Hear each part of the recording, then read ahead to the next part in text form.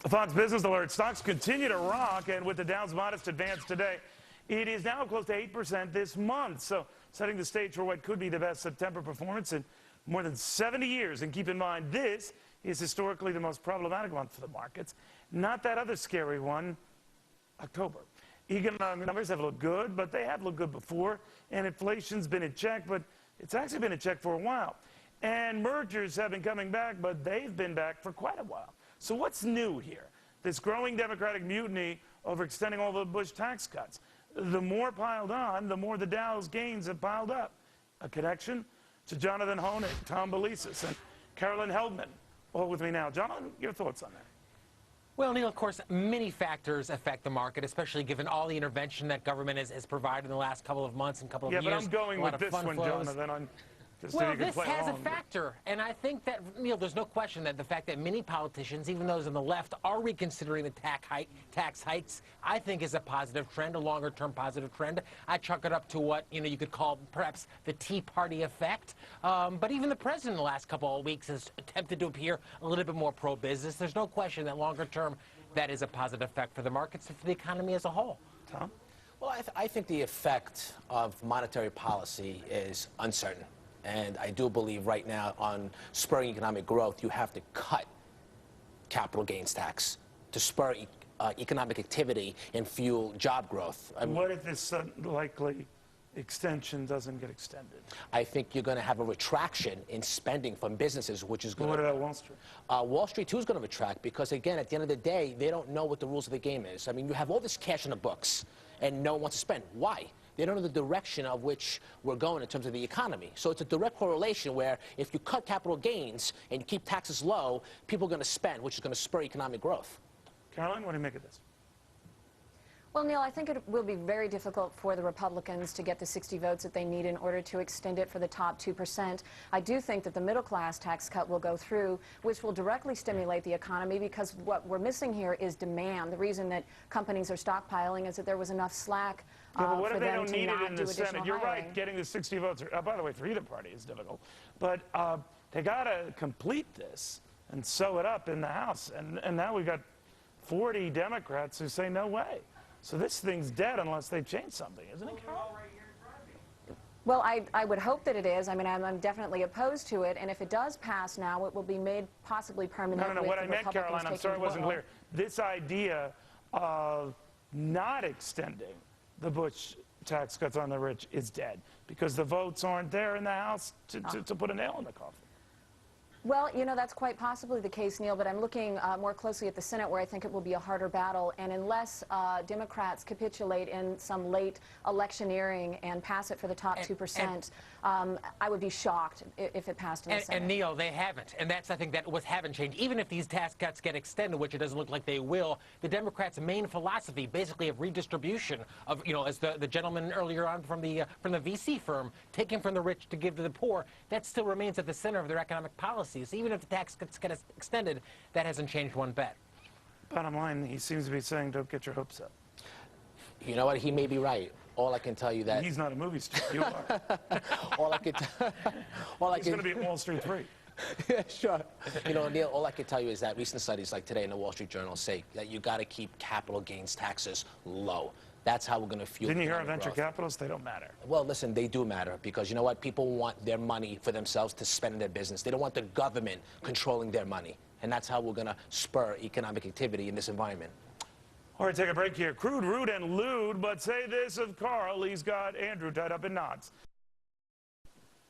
This whole tax debate may be tossed to a lame duck session. At least that's what a lot of you think. According to our Cavuto web poll, 82% of you do not see a resolution happening before the midterm elections. You can still vote by logging on to foxbusiness.com/Cavuto and weigh in on this.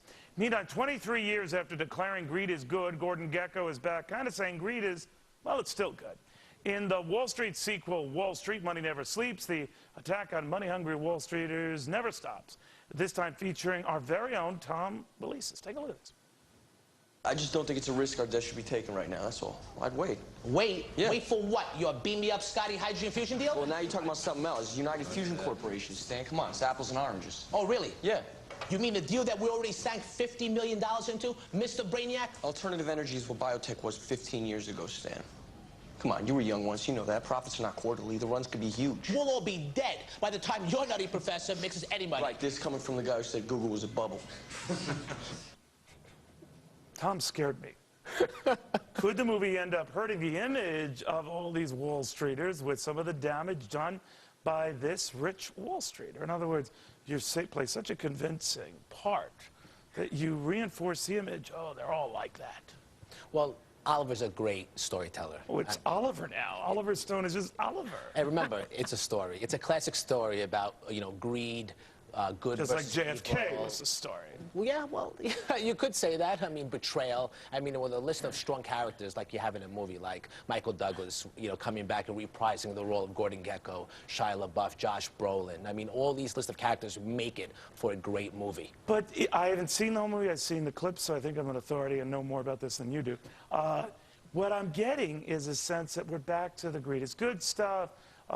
These Wall Streeters really haven't changed since the 80s. They're still the same despicable bunch. No, not at all. Really? I Is think your character despicable? the character portrays what, the backdrop of the economic meltdown, okay? We all had a role in to fill the character for that specific So Oliver role. Stone never pulled you aside, because I know it's Oliver too, but he never pulled you aside and said, Tom,